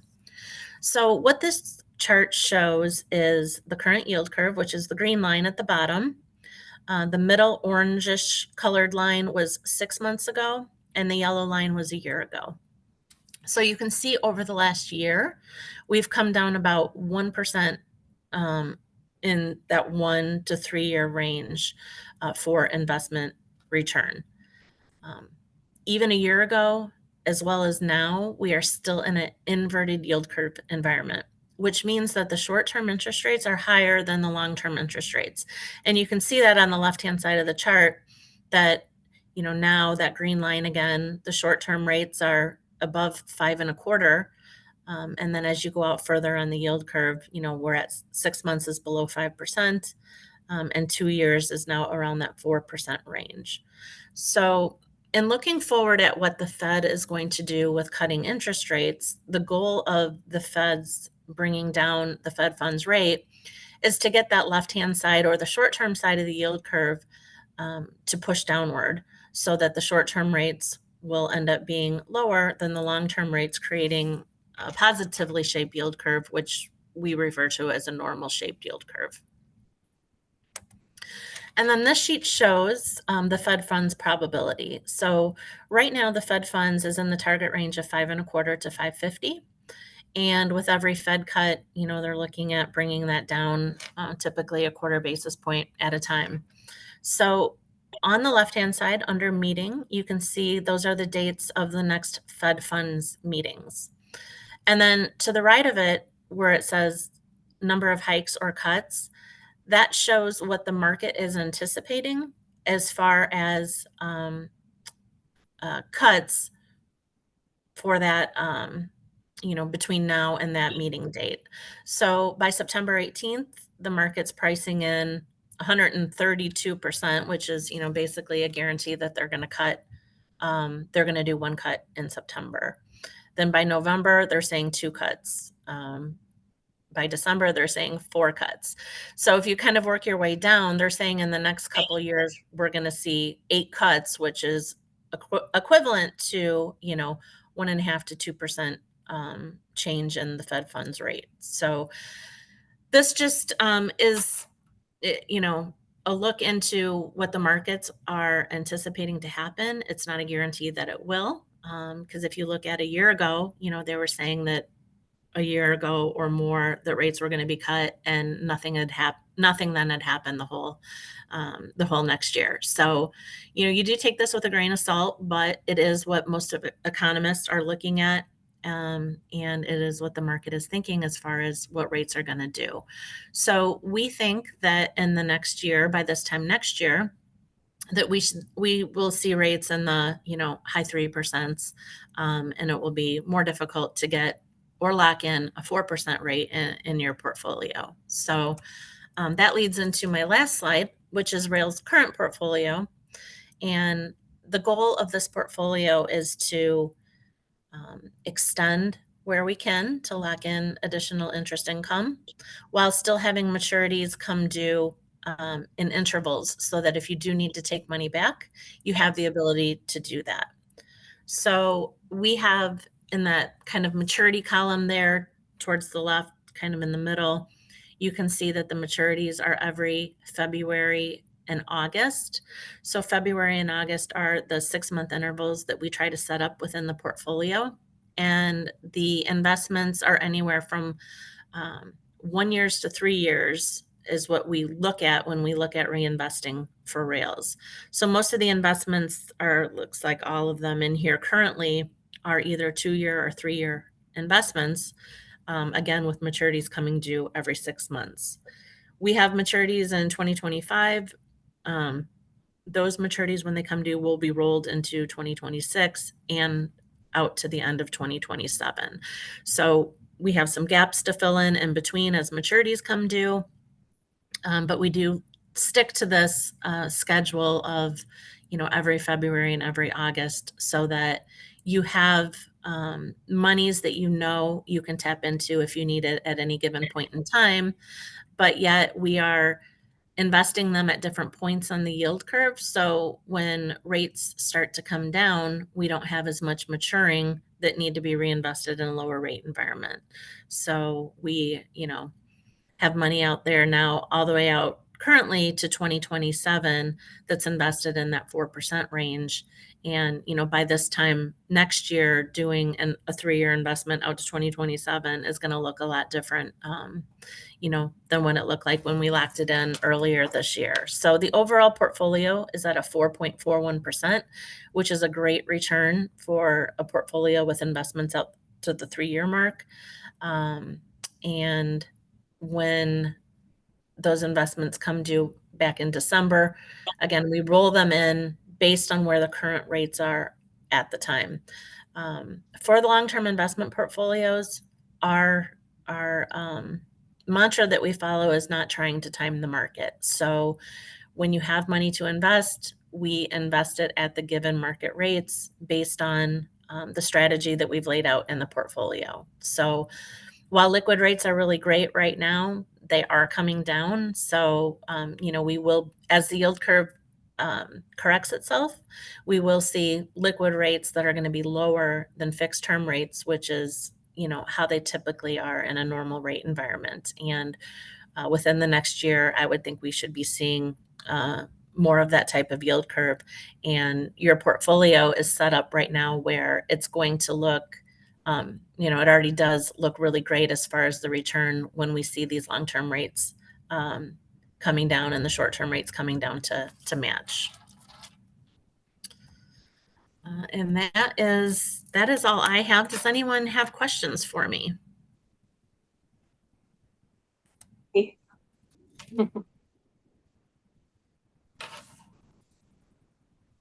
Courtney, we really appreciate the opportunity to hear directly from you about the investments. And just so the board understands, we do this part of our financial policies is that we go through this investment portfolio twice a year. Right. So we thought it was great to have PMA here to kind of talk about their strategy. And that's not something we've typically done a lot of, but we really appreciate the opportunity, Courtney. Of course. Thank you so Thank much. you for having me. All right, thank you, Sharon and Courtney, and for joining us by Zoom. If there are no further comments or questions, we're actually going to take a 10-minute break. Welcome back. I hope you enjoyed that small break. Let's see. We're going to move on to the next item on the agenda, and that's the appointment of IMRF authorized agent. Monica. Thank you, Renee. So I included a memo in the packet just to explain a little bit about this. But so for those of you who don't know, I've been serving as the Rails authorized agent for IMRF, which is the Illinois Municipal Retirement Fund, since November of 2021. Previous to that, it was our Director of Human Resources and Finance, Jim Krager, who retired. And so in his retirement, every organization has to have an authorized agent. Many of you know this from your relationships with IMRF that serves in that capacity. And so the board elected to have me do that. I've been doing that since November 2021. And now with Sharon's new promotion to finance director, as well as some of the changes that have happened in IMRF with their new system, we think it's a really good opportunity to move the authorized agent back to being someone that is working in administration of support. So that is our recommendation, but it is up to the board in terms of the direction that they would like to take this. So I did want to ask if there were any questions, either about the process or any of the supplementary materials. Yeah. Sharon, are you willing to take? Difficult part of the system conversion and getting us all set up. So yes, I am willing to take this on. Monica, since I'm not familiar with the IMRF, what does the agent do? What are the responsibilities? So there are some responsibilities where you have to sign off on changes that are made. So there may be personnel changes where someone wants to make a change in their elections for the voluntary additional contributions, for instance, where the authorized agent has to sign off on those changes. There are also sometimes paperwork that comes through that the authorized agent has to be able to acknowledge and change over. We do have several other users who have the opportunity to make changes and do things in the system, but there is only one authorized agent in the system. It is very much connected to personnel. Sometimes things that are more finance related, sometimes things that are more HR related, but typically in those two buckets. All right, thank you. Go on. It says, do we need a motion? Yeah. Okay, I'll move that. Sure. All right, cool. So we have Julie, motion, and Anupam is the second. All in favor, please say aye. Opposed? All right, the motion carries. Congratulations, Sherry. With a question mark. May the odds be ever in your favor. Flowers. Their transfer over to their new system that has been so smooth. Actually been semi-smooth for us. I don't want to. Don't say that out loud. I know. I didn't hear it, so it's. All right, we're gonna move into unfinished business, which is board committee assignments. Let's see, you have a copy of the board committee assignments in your packet. Monica? Yes, so you all have received updated copies of some of our board committees. I want to thank all of the board members for being willing to serve on a committee. We really appreciate your support in that. So you see these updated pieces. Emily also included a list of tentative meeting dates for those committees that are coming up in this year. I do want to share that while we really appreciate the participation of individual board members, if you ever have an interest in just attending these meetings and seeing what they're all about, you're more than welcome to attend, even if you are not an official member of these committees. I did want to just offer one change from here, which is that we still are looking for one additional board member to serve on the resource sharing committee for this year. So if you have an interest in that, just send me a message or Emily a message. I know this would be in addition to another committee that you're already on. So anybody who is interested in this, I would just appreciate if you would send me a message and we will definitely talk more. The other piece that I wanted to mention is our EDI committee. So many of you know that our EDI committee began about 3 years ago. There's been a lot of interest in this committee from our membership. It also is very deeply connected to our strategic plan and the work that we're doing. But because of the makeup of board committees and the requirements that are there for the Open Meetings Act and some of the other things that we do through our board committees, we have had a significant issue with getting quorum. This group is typically made up of mid-career librarians or those who do not have as much control over their schedules, and getting to an in-person location and having those things work is sometimes very difficult. So we are actually currently evaluating this committee and seeing if there might be a different type of approach that might ultimately be more effective and allow more members the opportunity to participate in this kind of advisory capacity as it relates to equity, diversity, inclusion, and accessibility issues at Rails. So we expect to be able to report more on this in September, but I did want to bring that to the board's attention for now and ask if there were any questions. That's all I have to report. All right, thank you, Monica. If there are no further comments or questions, we're gonna move on to the next item of the agenda. It's board development, 10.1, Agencies of Impact Report with Janet Durecki. Hey everyone, let me just share my screen really quickly. Can you see that okay? Yes. All right, perfect. Thank you so much for having me here today to talk about our recently released report on Illinois Libraries Agencies of Impact, which I believe you all received last month as part of your orientation packet. This was a data study that was inspired by the report you see here, Libraries, How They Stack Up, which was published by OCLC in 2003. It examines the impact of libraries on both a national and a global scale in 5 main areas: economic impact, logistics, as a local attraction or destination, as an information provider, and as a profession. So in late 2022, I was given this report and asked to envision how we might create an updated version that could help show the value and impact of libraries in our state and our local communities, and what would that look like? After all that's changed over the last 20 years, we wondered, would the story be the same or might it have changed? So I began gathering data from a variety of sources that could help answer those questions.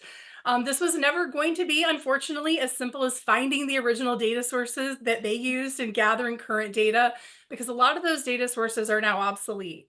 Some have been replaced by newer systems, others have been combined into larger data sets, or they were just simply eliminated altogether. But that's fine, because at the risk of showing my nerdy side, I really like research, and exploring how the pieces of this puzzle fit together was really interesting to me. So from the logos you see on this slide, you can see a lot of the different variety of data sources I used. The data in this study is from 2021, which would have been the most complete year of data available at the time. So after researching, I was able to examine the same 5 target areas in the original study. And this isn't really to say that our study is a complete replication of the original, because there are some measures and metrics that just aren't available at higher levels of granularity. So for example, it's difficult to say with a high degree of certainty the number of print volumes owned by every single library of every single type in our state. There's just no data source or reporting structure in place to make that widely available. So when you go through the study, some elements are direct recreations of measures in the original. Others are metrics we found to be suitable or relevant replacements. And some were items that we added to provide crucial data or context in specific sections. So several groups, including the Rails executive team and the Rails advocacy committee, provided input and feedback that really helped greatly guide and shape this report, and I thank them for that. As I mentioned before, the report conveys information at the state and in some cases the national level, increasing its relevance and usefulness for not only our members, but also libraries across the state. Each topic in the report has its own page, and we used a heavily visual infographic style to make otherwise dense information more digestible and easier to read. Each of these sections began as a simple spreadsheet of data, so you can see it's come a long way from that format to what you see here. Our aim was to make these pages readily shareable for libraries to use in advocacy efforts, or even really just as conversation starters. And you'll find some text blocks to provide context or explanation, but even then we tried to keep it very brief. I had the privilege of working closely with Nicole Zimmerman from the Rails communication team on creating and developing this report. I cannot thank her enough for her help and her vision in bringing these data elements together. Sometimes when you're entrenched in data work, it can be really challenging to step back and view it from the perspective of someone outside that space. And Nicole brought that perspective. And I think a lot of the questions she asked throughout the process ultimately made the report better. So I thought the best way to share the study would be to walk through each section and give you a brief overview of the information it contains. If you have any questions, I'll do my best to answer those at the end. And we'll start with libraries as economic engines. This section examines how libraries impact the economy. We often talk about libraries in terms of their funding, but as you're all aware, libraries have purchasing power. This extends beyond information materials and resources into other areas such as real estate, vehicles, building materials, furniture, and other supplies. This section looks at libraries as if they're an industry and an economic driver. It considers how they compare to other familiar industries regarding their annual spending. The bar chart you see here shows the comparison among industries and how libraries are situated. And you can see that annual library spending was approximately $22.2 billion nationally. Illinois accounted for about 5% of that, so $1.1 billion. And that's much greater than other very common industries that are pervasive in our communities. And the 2 bubble charts you see to the right call out industries where the spending levels are similar to libraries or smaller. One of my favorite charts in this section actually addresses the value of library spending to their communities. Libraries are constantly evaluating the value of their materials and services, and this data can be used to inform future decisions. Return on investment, or ROI, is one method that's commonly used to determine that value. And the chart shown here displays the ROI for print materials in public library districts across the state. And this gives readers an idea of just how valuable libraries are to their communities. In this case, 95% of Illinois public libraries had an ROI for print materials of at least 100%, which means that the investment in those materials was fully recovered through their circulation. The second section is libraries as logistic experts, and this takes a look at library circulation, both directly to patrons and through interlibrary loan. It compares libraries' consumer populations as well as their efficiency and their ability to make their product available to that of delivery and logistics experts like Amazon and FedEx. So this better quantifies and conveys the scale at which libraries are serving their communities. In almost every area, libraries are on par with or exceed the performance of those two companies. This is the chart that's at the top of the page that I'd like to highlight because it reflects circulation at interlibrary loan at public and academic libraries in the US. The figures in this chart are kind of staggering to me because not only does it demonstrate a high volume of lending to their own communities, but the interlibrary loan figures begin to create this really baseline understanding of the impact of resource sharing. So when you're talking about millions of items being shared nationwide, that's just not something you really want to take for granted. There's a lot of work and logistics that go into making that happen. The bottom of this section is looking at how libraries measure up to Amazon and FedEx. There's a really fun statistic in here that compares library card holders to Amazon Prime members, and I was really happy to see libraries slightly edge them out. Library card sign up month is happening soon, so maybe we can bolster those numbers even just a little bit more. In terms of items circulated each day, libraries surpass Amazon, but are just barely edged out by FedEx. But even with those numbers, FedEx coming out ahead, I was pleased to see that those numbers are really close together. Just considering the logistical significance of moving 8.5 million items each day and what that entails is really astonishing. So libraries have a lot to be proud of in their operations and the level of expertise they have in putting materials in the hands of their patrons. This section is probably my favorite, I'm not going to lie, because it addresses libraries as kind of community anchors. So it explores the number of registered cardholders in both Illinois and the US, but it also looks at library visit rates, and how they measure up to other destinations that people visit each year. So how many places within your community can you think of where you can visit and there's no expectation of spending money? And how many of those also offer free programming? There aren't very many, but libraries do. To give perspective to the number of visitors libraries greet each year, this total is compared with attendance at all major professional home sporting events and NCAA Division I, II, and III collegiate football and basketball games. So you can see the difference between these values represented in the size of those arrows here. In Illinois, libraries host about 2.5 times as many visitors annually as attend those sporting events combined. And to further emphasize the value of their cost-free destination, each library visit was compared to the average cost of attending a sporting event, which was about $71. So if every person who visited a library paid $71 to enter, public libraries alone would have generated an extra $1.5 billion in 2021. That's a pretty staggering amount. Moving on to this fourth section, this is libraries as global information suppliers. This examines materials libraries make available to their communities, and the data included here shows the volume of print materials available and how that compares with the population at large. It also looks at the vast number of libraries in our state and the robust network they create, particularly through our 3 systems. Including this information is intended to give an idea of the number of access points for information across the state, as well as a general geographic distribution. You'll also find information specifically about print materials, digital materials, and the impact of resource sharing. So we'll start out by talking about the top section, which examines print and digital materials supplied by public libraries, before moving on to look at the value of those materials.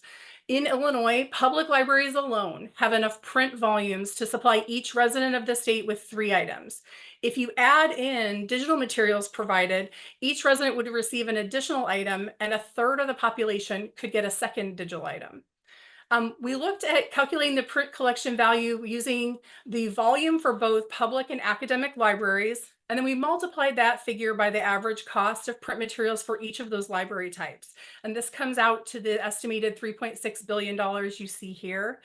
Keep in mind, these are numbers from 2021. So the way costs are increasing, this number is likely somewhat higher today. And this would be the presumed value of the materials library users can access at no additional cost. There's a portion in the center that is devoted specifically to delivery and resource sharing that I'd like to emphasize because it's one of the most valuable services, both financially and operationally, that libraries offer. When we look at the number of items shared through delivery, through interlibrary loan, and use the same average book price for library materials, we can estimate the value of all the materials delivered at just over $200 million. So if we're looking at this in terms of the value of that service, we can again talk about return on investment or ROI. And the library system spent almost $6.5 million to deliver those materials. But as you see here, the return on that investment is over 3,000%. So I'd say that's more than worthwhile. And libraries are definitely seeing the benefit of having that service. And so this brings us to the last section of the study, librarians, a vibrant and sizable profession. The information on this page provides valuable context to the 4 preceding pages. Up until now, the report greatly discusses the power of libraries, their value, the importance within the information landscape. But this page examines the people behind the critical work at every agency and institution. It explores the number of librarians at state and national levels, including a comparison to some US city populations for perspective. It also has this chart at the bottom that serves to compare the number of librarians with other professions in Illinois. And overall, librarianship is a profession that's pretty sizable. However, because of the nature of the work that we do, the size of this workforce might not be as visible as some of the other public-facing roles that you see listed here. All right, so that brings me to the end. I'm happy to answer any questions you might have. But before we get to questions, I do want to mention that all Rails member libraries will be receiving their own copy of this report very soon. They should be begin going out, I believe, next week. In the meantime, you can use the QR code or the URL you see here to access a version on the My Library Is website. I'm also going to add a shameless plug for the session that Monica Harris, Mark Hatch, and I will be presenting at ILA in October that's connected to this report. We're part of a panel discussion of the value and impact of libraries to their communities, along with Colleen Dettenmeyer from Illinois Heartland Library System, Anna Clausen from the Secretary of State's office, and John Fisher, who is the director of the Normal Public Library. That session is titled Illinois Libraries Making an Impact, and that's going to be held on Thursday, October 10th at 11 a.m. So if you're going to be at ILA, we hope to see you there. All right, I'm happy to answer any questions anyone might have or any comments you'd like to share. Jeanette, how, as the chair of the advocacy committee, how do you see our committee and I guess all librarians who get to benefit from reading this this report, what are some ideas for how we can make an impact with your impact study? Well, I mean, I think, I'm sorry. How to use it. How to use it. Yeah. I think it's going to be, like I said before, like it's just a really great conversation starter, especially particularly with your stakeholders. Like you want to be sure to share that and the work that libraries are doing with people who are decision makers and funding libraries. Also, like you could possibly make it available to your constituents. I know it's a little bit harder in schools, like you think about your students, but I definitely share with your colleagues. It's a great information piece for people to understand, you know, really a little bit more about the work libraries do in a way that I don't think we commonly talk about, right? So we really view it as it's I guess I would say, like, I don't want to say a piece of for leverage, but it is really an advocacy tool to be shared widely and broadly it kind of crosses outside of just the library sphere into a more general audience. If that makes sense. This is Monica. I just wanted to say, like, part of our strategic plan is also helping libraries to tell their stories, right? And being able to come to their communities and say, this is what we do. And I think there are things in this report that Jeanette and our communications team worked on that are really impactful to people who might say things like, well, does anyone even come to a library anymore? You can like Even point to read that them. sports statistic and show that. If you're giving a presentation to your Rotary Club, like this is an amazing piece you can bring along with you for people who maybe aren't as connected to libraries or don't know what libraries look like in Illinois in a way that we hope is something that is very well packaged for like your average Illinois person, and in addition to the work that we do. Yes, that's all of that. That's a much more succinct way of putting it. Thanks, Monica. Jeanette, this is Karen. I love the statistics and how you made it, like pretty with the pictures and stuff. Well, it's easier to want to look at it. It is, yeah. But I wonder, have you looked at Illinois statistics versus other states? Like, how are we with other states? So I mean, I know you do that work, but I just wondered if there's something out there you could compare.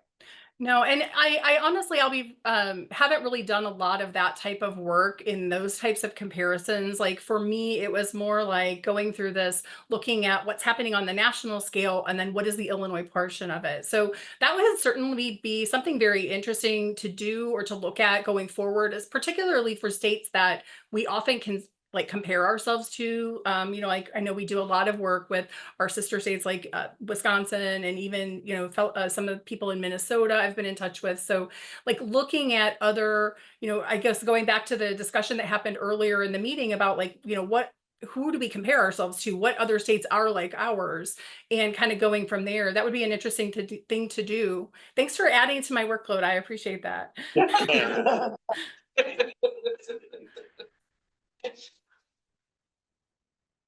All right, thank you, Jeanette. And again, thank you to Grant if he's going to watch the recording at one point. You guys do a lot of good job and a lot of stats there.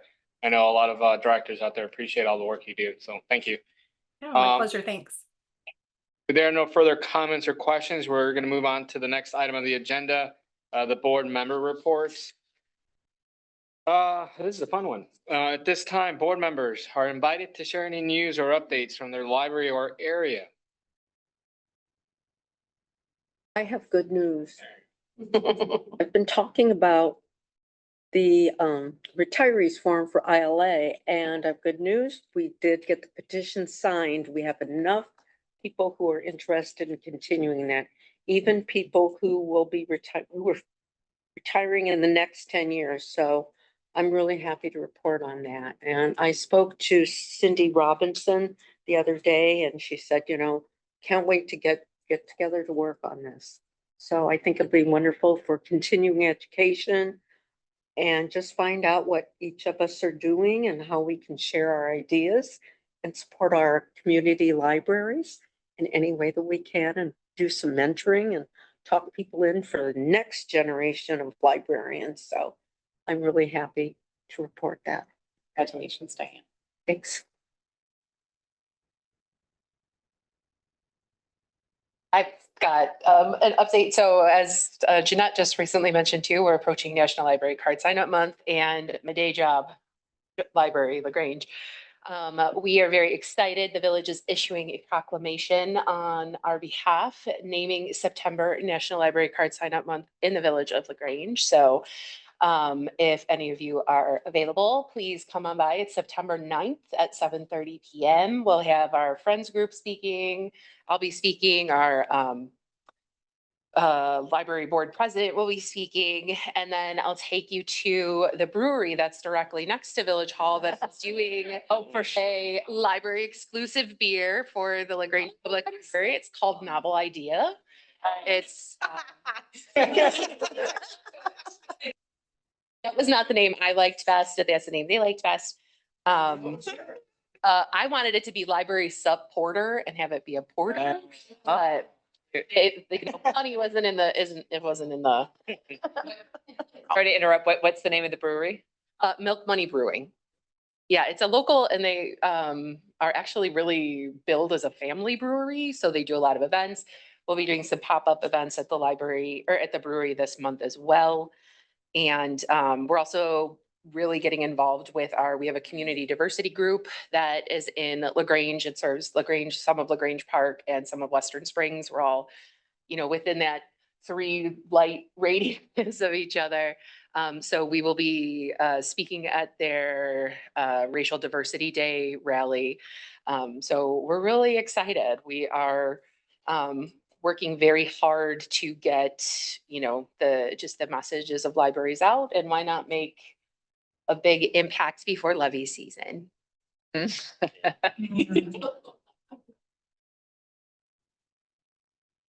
So for back to school, we have implemented our student library card program with Downers Grove District 58 to get library cards in the hands of close to every kid in the district. We were part of the registration packet for the district this year.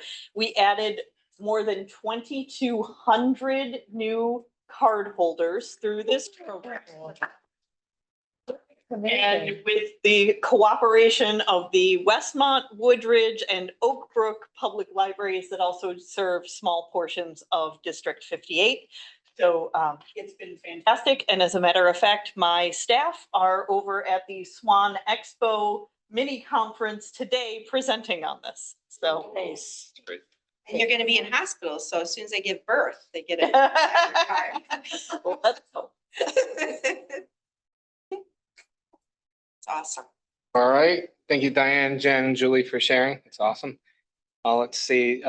Next up is a quick recap and reminder. Our next board meeting will be held at the Bloomington Public Library on Friday, September 27th. The agenda will include a Rails delivery update from Mark Hatch, and Cindy Robinson will give an overview of the Illinois Library Association. The day will begin with a tour of the newly renovated Bloomington Public Library. Emily, do we have a time scheduled for this? Not yet. Emily, thank you so much. That was great. Followed by a networking event at 11:30 a.m., lunch, and then the meeting at 1 o'clock. Please let Emily know if there's any last minute changes to your attendance for quorum purposes. Does anyone have any questions or concerns about next month's meeting? I will, again, give you more information as it comes. Emily? If there are no further comments or questions, thank you for your attendance today. I hope everyone has a well-deserved, safe weekend and fun with friends and family. I adjourn this meeting at 3:21 p.m. Thank you.